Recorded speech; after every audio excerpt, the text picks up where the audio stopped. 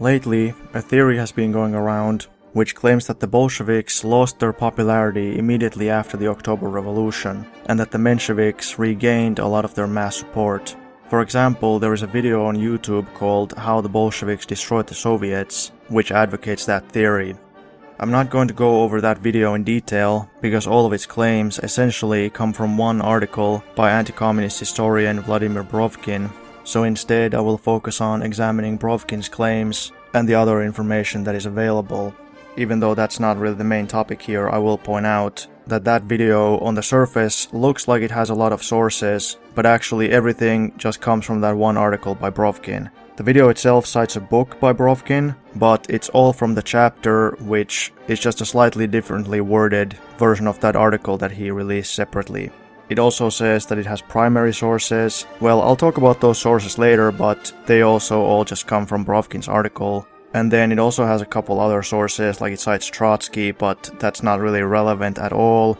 And then it cites Orlando Figes and Sheila Fitzpatrick, but neither of those books actually have anything to do with this topic at all. They don't even talk about it. So they're not really sources. But anyway, let's get to the actual topic. So Brovkin's basic claim is that in the local Soviet elections of early 1918, the Mensheviks, together with right SRs, or the so-called Right Social Revolutionary Party, received a significant election victory against the Bolsheviks. From this, Brovkin then concludes that the masses supported Menshevism and opposed Bolshevism. But both the premise and the conclusion are immediately problematic and ultimately false.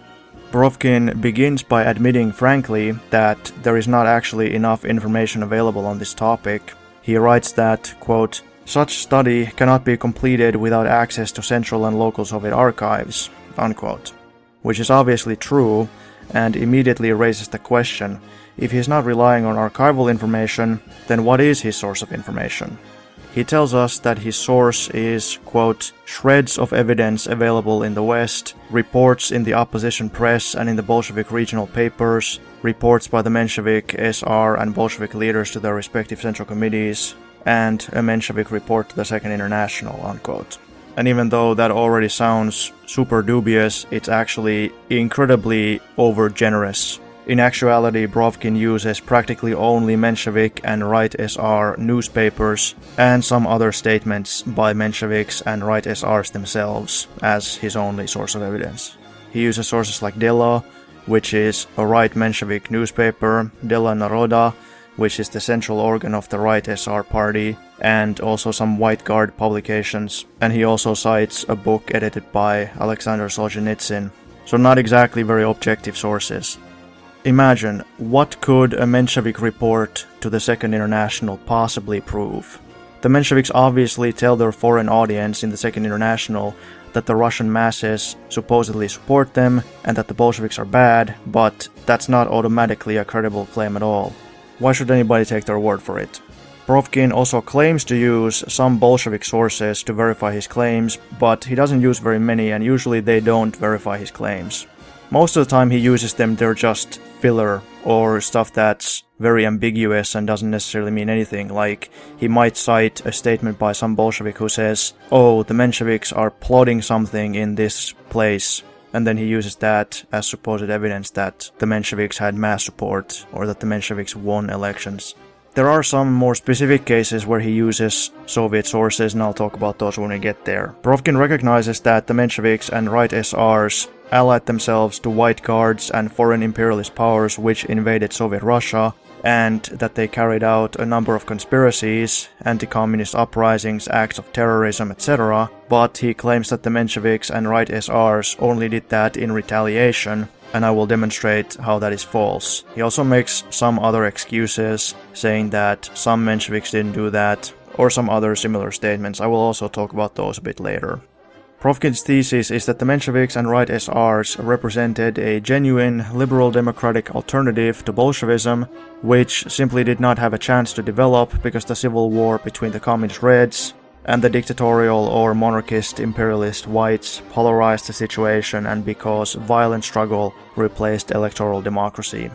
Now, it should be said that it is of course not inconceivable that the Mensheviks and Right SRs could have gained or retained some popularity in at least some places in Russia. After all, the October Revolution took place first in the two most important cities, Petrograd and Moscow, and then began spreading elsewhere. The Bolsheviks gained a majority in the Soviets of most cities and then came to power either peacefully or using revolutionary force, depending on the location. This usually took place within weeks or a couple of months of the revolution in Petrograd, but it did not happen at the same time in all places, and generally the further away rural places and the places where the workers were weakest lagged behind. Some places also had some exceptional circumstances that impacted the situation. However, we do know from facts that in some places the Mensheviks were able to stay in power or come back into power for some time. During the course of this series, we will examine what those places were, how representative of the whole country they were, and how that happened. According to Brovkin, the Mensheviks gained popularity and challenged the Bolsheviks in places like Yaroslavl, the Volga region, Arkhangelsk, etc. In those places, White Guard uprisings against Soviet power took place at the same time as the supposed increase in Menshevik popularity.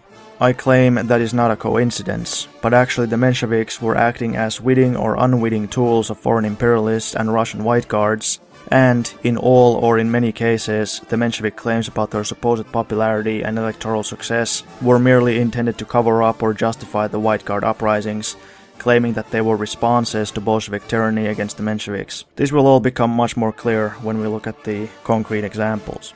All that being said, Soviet Russia was a big country, it had a lot of cities. One certainly would expect that the anti-Bolshevik parties would win elections at least in some cities, so that's not really surprising, but the claim that the majority of the population or the majority of the workers and peasants support the Mensheviks is highly unbelievable.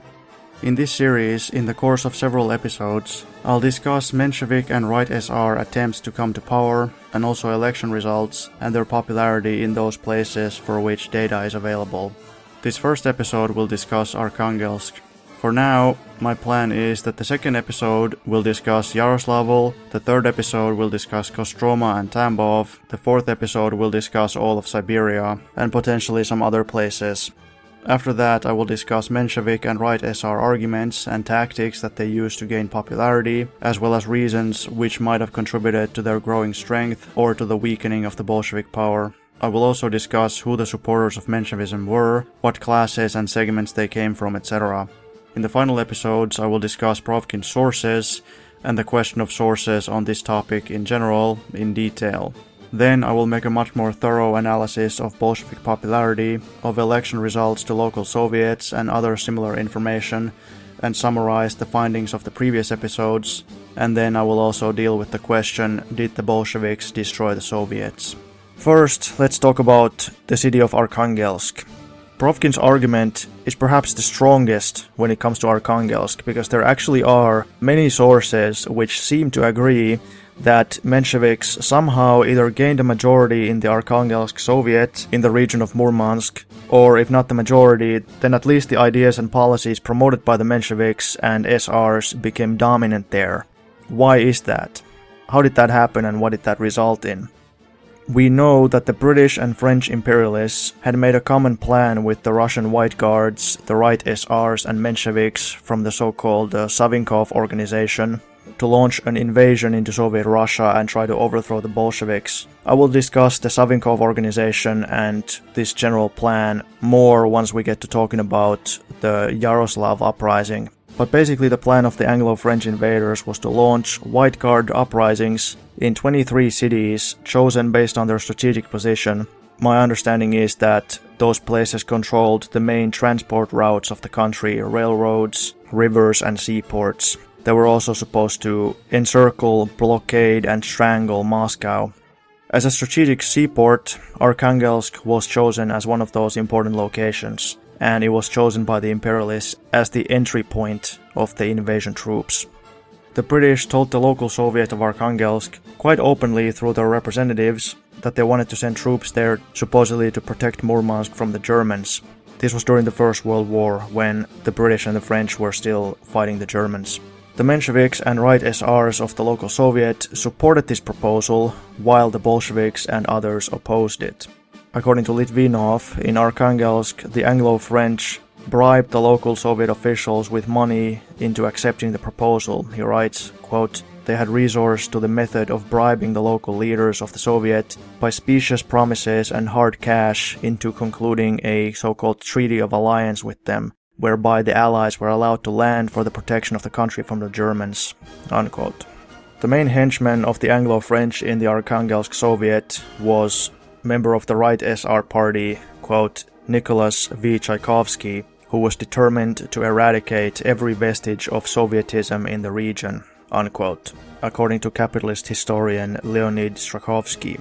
This will become a theme throughout this series, but even though Brovkin claims that Bolsheviks destroyed the Soviets and that the Mensheviks and right SRs defended the Soviets, we will consistently see from all the evidence that the Mensheviks and right SRs were either committed to destroying the Soviets completely, or at least minimizing their importance and allowing their destruction. However, the Mensheviks and right SRs always understood that the masses would not accept the dissolution of the Soviets, so that they had to be very careful and use deception. As Strakhovsky writes in Murmansk, quote, "The Menshevik Yuriev, commander working for the British, Zvenitsov, and their assistant Bramson, argued that outright abolition of the Soviet would be unpopular with the masses," unquote. And, quote, "The leaders of the Murmansk Soviet, Veselago and Yuriev, though anti-Bolshevik themselves, realized that the transition from the Soviet form of government to a representative one on a democratic basis, by which they mean a bourgeois parliamentary system, had to be a slow and gradual process. They believed that it could be done successfully only in such a way as their past experience had revealed to them when they induced the Murmansk Regional Soviet to adopt a pro-Ally platform," unquote. In other words, when they had induced the Soviet to accept the arrival of the British, they knew that the British would then help them destroy the Soviet, and that is in fact what happened. The Mensheviks and other pseudo-socialists were able to invite the British to Murmansk, who then arrested the Bolsheviks and dissolved the Soviet. Before being invited, the British had promised that they would not intervene in the affairs of the Soviet and that they were only there against the German danger, according to Strakhovsky and other sources.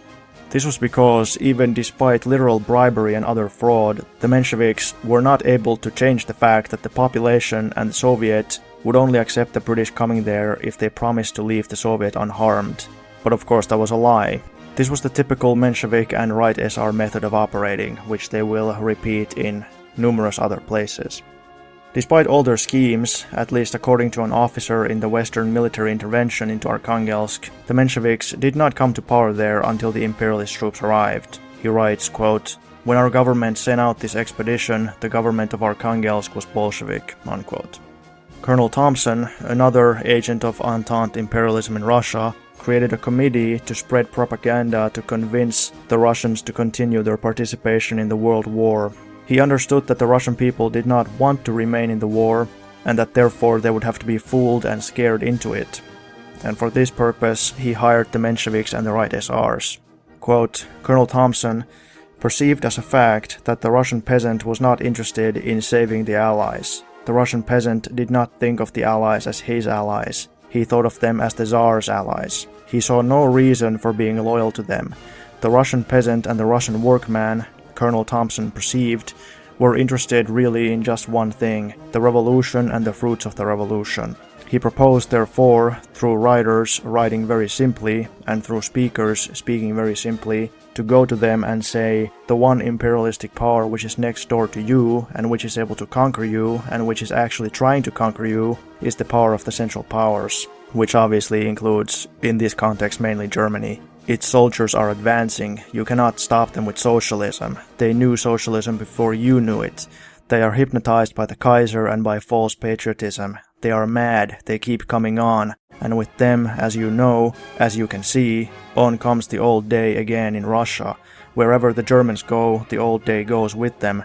Back of the German bayonets are your own Russian barons, returning to take from you the land which is yours by the revolution. Back of the German bayonets are your own industrial masters, returning to give you the old 12-hour day and the old 2 rubles a day instead of the 8 hours and 15 rubles of the revolution. Back of the Kaiser is the Tsar, the Kaiser's kin, returning to destroy the revolution itself. To keep the Tsar down, to keep the revolution up, you must fight the Kaiser. This is the kind of dishonest propaganda that the imperialists tried to use. They say, oh, you must join the Entente and return to the World War because otherwise, supposedly, the revolution will fail and the Tsar will come back or something. They pretend to be against the Tsar and on the side of the revolution when the Tsar had been their ally. It was under the Tsar's orders that Russia had entered the World War on the side of the Entente. But anyway, the writer continues, quote, truer words in the light of that moment it would manifestly have been difficult to frame. Colonel Thompson proposed to have them written and spoken throughout Russia. The Russian members of this new committee were in full agreement with him. They were persons of a standing certainly unimpeachable. They were Madame Catherine Breshkovskaya, so-called grandmother of the revolution. She was an old Narodnik, member of the Right SR party, anti-Bolshevik. Nicholas Tchaikovsky, leader of the peasant cooperatives, afterward head under the allies of the government of the North in the Arkhangelsk district, anti-Bolshevik, obviously member of the Right SR party. B. Lazarov, formerly manager of the revolutionary underground station in Switzerland, anti-Bolshevik. General Noislashovsky, one of the most trusted of Kerensky's generals, anti-Bolshevik. David Soskis, Kerensky's private secretary, anti-Bolshevik. Such was the committee. It was strong in personnel, but it was weak in money. Colonel Thompson attended to that detail. He provided money to the extent of $1 million, unquote. This is only one example of the dishonesty of the imperialists, Mensheviks and the Right SRs. They claimed that in order to protect socialism and oppose monarchism, it was necessary to join with the imperialists, but the imperialists themselves secretly, and later even openly, supported the monarchist White Guards. This also demonstrates the artificial nature of Menshevik and Right SR organization. It was totally funded by foreign powers. The Mensheviks and Right SRs always claimed that the Bolsheviks were getting funding from the Germans, and there's even other conspiracy theories that they were supposedly getting funding from Wall Street or something. But here is literally a representative of the American government giving the Mensheviks and Right SRs $1 million. Arkhangelsk was also somewhat exceptional as far as Russian cities go. The Mensheviks and Right SRs had a stronger base of support in Arkhangelsk compared to other places, because Arkhangelsk was not really a working class area. According to Mintz, quote, the composition of the city's population also determined the nature of the Soviet. Most of the people in it belonged to petty bourgeois elements, full of all sorts of prejudices, among which patriotic illusions played the main role, unquote. The petty bourgeoisie is the most susceptible to narrow nationalism, unlike the workers with their international solidarity and the capitalists with their ties to the world market. The Brest-Litovsk peace treaty, which caused Russia to lose Ukraine and the Baltics, offended the nationalism of the petty bourgeoisie and also caused them to be afraid of Germany, making the British intervention seem more acceptable to them. Keep in mind that Arkhangelsk is close to the western border of Russia, and to support the Finnish White Guards, the Germans had recently intervened in Finland, which is on the other side of the border, which scared a lot of people. The Right SRs also retained stronger support in Arkhangelsk compared to working class or poor peasant areas, because the region had never had any landlords. The Bolshevik land reform against the landlords won the support of the poor and middle peasants in most places, but in Arkhangelsk there had never been any landlords. I'm not 100% sure why that is, but I think in Siberia and in the north there simply wasn't ever a shortage of land, and as a result there was no landlordism, there was no renting of land. There was land everywhere, you could just go and take it, I suppose. But then in the other places, like in the so-called Black Earth region, the land was much better, but then there was a scarcity of it, and there were more people who wanted it. Besides the fact that there had never been any landlords, and therefore the land reform didn't really play a big role, the local economy also depended largely on commerce and not only on farming. It was a heavily petty bourgeois commercial economy. The October Revolution, and then more importantly later the blockade imposed by the imperialists, put an end to that commerce, causing dissatisfaction. In the region, kulaks or rich capitalist farmers were strong, the middle peasants were wavering towards the kulaks, and the proletariat was small and weak. The proletariat still consisted mostly of semi-proletarians, people who were half-time peasants themselves and recent migrants from the villages. Instead of emotional claims like our side or their side supposedly has the mandate and support of the people, we must look at these kinds of material realities. we shouldn't just talk about the people in the abstract, because different classes have different interests and different behavior, and there are different material causes which change it. However, it is very telling that the Mensheviks and right SRs were able to maneuver and gain positions of power only in places like these, where conditions were exceptionally favorable to them, where the proletariat did not exist or was very weak, etc., and that even in these places they had to use outright lies and bribery, and relied on foreign invasion troops.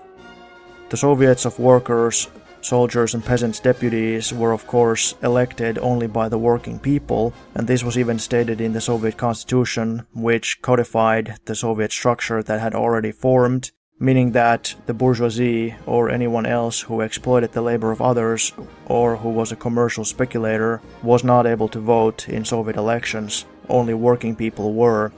However, that was not the case here. Strakhovsky writes that, quote, "The form of government that had developed in the Murmansk region was not merely a Soviet of workers, soldiers and peasants' deputies as under the Bolsheviks, but representing the entire population," unquote. If only working people, that is, workers, working peasants, etc., had been able to vote, then the Mensheviks and right SRs would have had absolutely no support, despite all their trickery. But here, the Soviet was mostly elected by petty bourgeois, and partially even by big capitalists. The capitalist class had always boycotted, tried to destroy, and stayed out of the Soviets, yet here, the Mensheviks invited them to vote in the Soviets against the Soviets. And we must ask, if the Soviet is not elected by workers but is elected by capitalists, then is it a real Soviet? Clearly it is not. They're supposed to be Soviets of workers, peasants and soldiers' deputies. Early in 1918, a White Guard organization was created for the restoration of capitalism in Russia, called the Union for the Revival of Russia. According to its leader, S.P. Melgunov, discussions to form the union between the Capitalist Party of Cadets, right Mensheviks, right SRs, Trudovik fake socialists, etc. were already going on in February 1918. Already at that time, Tchaikovsky from Arkhangelsk was involved in it. The town of Vologda was where all the Western imperialist embassies were located, and it became a center of imperialist espionage. From Vologda, hundreds of Tsarist officers and French officers funded by the French government went to Arkhangelsk and Murmansk and signed up as right SR party members to hide their true identity and avoid the accusation of being White Guards. These French and Tsarist officers began filling the Soviet and other institutions, and the workers would have rebelled against it had they known what these people were. Mintz writes, quote, "Through only one Vologda organization in a short period in 1 month, more than 100 officers passed," unquote. W and Z Coates write, quote, "The Soviet organization was honeycombed in the upper and technical grades by Russian officers who took service with them with the intention of deliberately betraying their cause," unquote. The Entente plot was also helped by the fact that Trotsky was willing to make a deal with the Entente and to accept their so-called help against the Germans. He wanted to accept material aid, training for the Red Army, and a potential military alliance. However, Lenin and Stalin were both against this, and the scheme quickly fell through. Anti-communist historian Schapiro cites, quote, "a record of a telephone conversation between Stalin and Menshevik Yuriev of the Murmansk Soviet, when Stalin was urging a more vigorous anti-Allied policy. Yuriev then referred to Trotsky's original telegram in the spring, which had urged full cooperation with the Allied force. Stalin's reply is of interest. He says, Trotsky's telegram has nothing to do with the case, it won't help matters, and we're not proposing to look for scapegoats." Schapiro also cites, quote, "an angry note from Lenin of early June, stressing that Soviet policy is equally hostile to the British and to the Germans," unquote. Quote, "In February and March 1918, British naval forces were landed at Murmansk," unquote. The British, the Mensheviks, SRs and capitalists began discussing dissolving the Soviets when the British invasion forces arrived. The Menshevik Veselago declared that the workers would rebel if they discovered what was happening. According to Strakhovsky, quote, "Veselago declared that if the Soviet were destroyed, it would be impossible for us under the present political conditions to preserve order, since a new form of government at this time would not have the support of public opinion," unquote. So they've repeatedly acknowledged that they want to destroy Soviet power, and the only thing keeping them from doing it is because they know the population is going to be against it and there would be trouble. The British invasion forces officially came to Arkhangelsk in August 1918, but already for half a year they had had their people in Arkhangelsk and in Murmansk surrounding Arkhangelsk, and thus they were able to control the situation there. Before their main invasion troops arrived, the British first tried to create an armed force from Finnish worker refugees, trying to use them to carry out an anti-Bolshevik coup. However, this failed. The British tried to trick the Finnish refugees into joining this armed force by promising that it would be used only against Finnish White Guards who were invading Soviet Karelia. As you can see, it's the same old tactics. They said that they only want to intervene in Arkhangelsk to protect it from the Germans, and here they are telling the Finnish refugees that they only want to recruit them into an armed force to use them against the Finnish Whites, because they knew that would be more acceptable to the Finnish refugees, that they wouldn't agree to join any other kind of armed force. Major General Maynard wrote in his memoirs that among the Finnish refugees who had been recruited by the British, quote, "Dissatisfaction among them was so apparent already months ago that it was impossible to ignore, and which I followed with the greatest worry. Politically speaking, the members of the Legion were revolutionary Reds, so it proved impossible for me to use them against the Bolsheviks," unquote.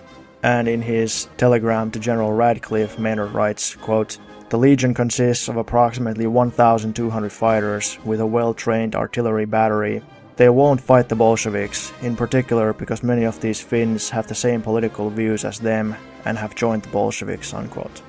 So that failed, and as a result, the British then had to wait until their own invasion troops came, and to find some other suitable troops from somewhere. And this is where the Czechoslovak Legion comes in, but I will talk about the Czechoslovak Legion later. So, once the British invasion troops came, they, together with the Mensheviks and Right SRs, installed a dictatorship, and it decreed, quote, "to instruct the Governor-General of the Northern Region to appoint a commission for the liquidation of the institutions of the Murmansk Regional Soviet," unquote. And, quote, "following the issue of this order, the red flag over the building of the Soviet was lowered and the national tricolor was hoisted in its stead," unquote. The reactionaries stated that, quote, "the District Soviet was an authority organized on the pattern of the Central Bolshevik Authority, by its actions devoted all its efforts to the realization of the fundamental purpose of the Bolshevik Authority," unquote. And on this basis the Soviet was then dissolved, and the members of it, some who were not even Bolsheviks, were arrested by the reactionaries. And Litvinov writes about this that, quote, "the way in which the British have respected their pledge not to interfere in the internal affairs of the region is best illustrated by the fact that after capturing Kem, they arrested the local Soviet and shot 3 of its members, and that, having set up at Arkhangel a bogus so-called native government with the renegade socialist Strakhovsky at its head, they have now, through that government, abolished all the local Soviets," unquote. Member of the American invasion forces into Russia, Ralph Anderson, writes that in Arkhangelsk, quote, "Tchaikovsky was made president. His government was only the creature of foreign military authority. The venerable Tchaikovsky was gradually put aside and ignored, and before long sent to London on an important mission never to return, but was still a valuable figurehead, while the Russian military government grew up under the aegis of the British Army, composed of monarchists and military men of the old school. The head of this government was General Mueller, a militarist and monarchist, who is without popular Russian support and whose position is entirely due to his standing with the British military establishment," unquote. So like he says, the Right SR Tchaikovsky was made purely a nominal head of the government, and then he was sent away, though he still remained a nominal figurehead. But the actual government that was set up consisted of monarchists and czarist officers, and he even says that they had absolutely no popular support and relied only on the foreign invaders. The organization set up by the Capitalist Cadet Party, the Menshevik Party, the Right SR Party, and White Guards with Anglo-French support, the so-called Union of Revival, passed a demagogic program which tried to gain popular support and fool the people. It appealed to stupid nationalism and basically tried to promise everything good to everyone, as these types of programs always do. Mainly, the program demanded non-recognition of the independence of Ukraine, Finland and Poland, and the Baltics, and promised food to everybody. In practice, however, in Arkhangelsk and the Murmansk region generally, the Union of Revival only dismantled workers' control, ended the 8-hour workday, arrested workers, evicted trade unions from their buildings, and gave workplaces back to their private owners. The job of the SRs and Mensheviks was to keep the workers as calm as possible, and they said that they want to negotiate with the capitalists, try to make a compromise between the workers and capitalists. The Union of Revival did not dare to dissolve the social insurance system created by the Soviet government because the workers would have rebelled, but they still started doing that in practice because the capitalists stopped paying insurance taxes. The Menshevik organizers told the Union of Revival government that the workers are complaining about the new laws, that a trade unionist was beaten because he hoisted up a red flag, and the culprit, a bourgeois specialist, quote, is at large, while many workers are in prison without any charges being brought against them, unquote. The local metal workers adopted the following decision at their meeting. The Union of Metal Workers considers it necessary to create a Soviet of workers and soldiers' deputies. It is proposed that all the unions form committees for the re-establishing of it in the very near future, unquote. The Mensheviks and SRs considered it tactically smart to allow some kind of workers' organizations, because the workers would regardless try to establish Soviets or something analogous, but the capitalists did not agree, and instead all members of Soviets were arrested.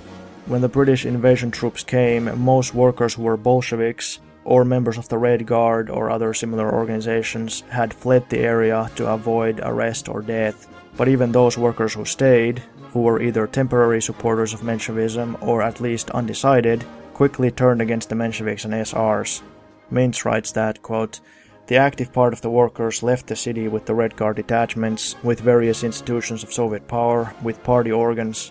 Among the workers, only the Mensheviks remained. It is characteristic that it was these groups, that is, even the more backward workers, that first raised the demand for the restoration of Soviets. However, even remaining entirely under the leadership of the Menshevik leaders, the working masses did not react joyfully to the coup by the British Mensheviks and SRs. The mood of the workers was characterized, for example, by the meeting of printers on August 5th. According to the report on the current situation, all speakers agreed that they shouldn't trust or distrust the new government as a matter of course, but should wait and see. The next day, a meeting of electricians adopted a resolution to provide support to the authorities only if they really stand in defense of the working masses. That is, again, trust was only issued conditionally, unquote. Another general meeting of the workers also accepted a resolution saying that it doesn't trust the new Menshevik-SR government. In Arkhangelsk, martial law was imposed by the reactionaries, the Tsarist police were restored, striking workers were arrested, even printers, despite the printer union being the one where Mensheviks had their strongest bases. Immediately when the British arrived, hundreds were arrested by the counter-revolutionaries, not counting those arrested by the British themselves, and since these are from the official figures of the Union of Revival, the real figures are probably higher. This is despite the fact that most Bolsheviks and their sympathizers and the Red Guards had already fled the city previously.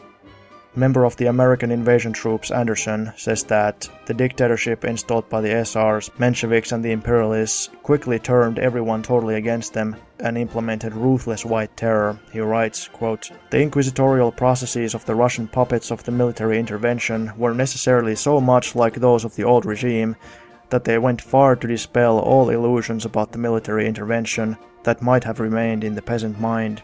When night after night the firing squad took out its batches of victims, it mattered not that no civilians were permitted on the streets. There were thousands of listening ears to hear the rat-tat-tat of the machine guns. The Russian soldiers, whom we organized, equipped and paid to fight the Bolsheviki, went over in whole companies to the side of the Bolsheviki, unquote. The imperialist Menshevik regime relied on lies, and they even had to lie to the invading troops themselves, because otherwise they feared they might mutiny. Quote, it was important to inspire fear and hatred of the Bolsheviks. After the evacuation of Shenkursk, we were told with complete details of the murder of the nuns and the abbess, and the members of several families who were all well known to us, Also of the forced marriage to favored Bolsheviks to some of the young ladies who in the happy days had danced with our officers. We were told of rape and tortures, all in convincing circumstantial setting. In July, however, we learned the truth, at least I did. 3 Russians whom I had known all winter and in whom I have the utmost confidence went to Shenkorsk, stayed there incognito a week and came back. They told me that they had seen the nuns and talked with the people who were supposed to have been murdered, that the abbess was alive, that the girls were unmarried, and that there had been no forced marriages whatever." Unquote. At least next year, 1919, there were already mutinies among the American invasion troops themselves. Quote, "In Arkhangelsk, the Americans are refusing to obey the order to attack." Unquote. There were also mutinies among the other invading troops, the British, the French, etc., and many of them actually had to be pulled away from Russia to avoid so-called infection with Bolshevism. Lieutenant Colonel Sherwood Kelly wrote in the Daily Express on September 6, 1919, quote, that the troops of the relief forces, that is, British invasion troops, which we were told had been sent out purely for defensive purposes, that is, to defend British forces that were already in Russia or to defend the Czechoslovak forces, were being used for offensive purposes on a large scale and far in the interior, in furtherance of some ambitious plan of campaign, the nature of which we were not allowed to know. I discovered what is now a matter of common knowledge even in England, that the much vaunted loyal Russian army, composed largely of Bolshevik prisoners dressed in khaki, was utterly unreliable, always disposed to mutiny, and that it always constituted a greater danger to our troops than the Bolshevik armies opposed to them. What he means is that the Russian army that the British were trying to set up in the north consisted mostly of conscripts and of prisoners, and as a result they were not reliable. He continues, "This was tragically demonstrated early in July when the Russians mutinied and murdered their British officers. I formed the opinion that the puppet government set up by us in Archangel rested on no basis of public confidence and support, and would fall to pieces the moment the protection of British bayonets was withdrawn. At the same time, I saw British money poured out like water and invaluable British lives sacrificed in backing up this worthless army and in keeping in power this worthless government, and I became convinced that my duty to my country lay not in helping to forward a mistaken policy, but in exposing it to the British public." Unquote. D.F. Fleming writes, quote, "The French troops who had fought on the Western Front had no desire to die in Russia. They succumbed to Red propaganda so fast that they had to be evacuated in haste from Odessa and Sevastopol in April 1919." Unquote. Quote, "The French troops were themselves affected by communist propaganda, and practically the whole fleet mutinied." Unquote. And in the hearings in America for the American diplomatic mission to Russia, the so-called Bullet mission, diplomat Bullet himself says, quote, "If anyone now proposed to send 1,000 British troops to Russia for that purpose, the armies would mutiny. The same applies to US troops in Siberia, also to Canadians and French as well. The mere idea of crushing Bolshevism by a military force is pure madness." Unquote. Madness or not, but the imperialists would continue to try for 3 years.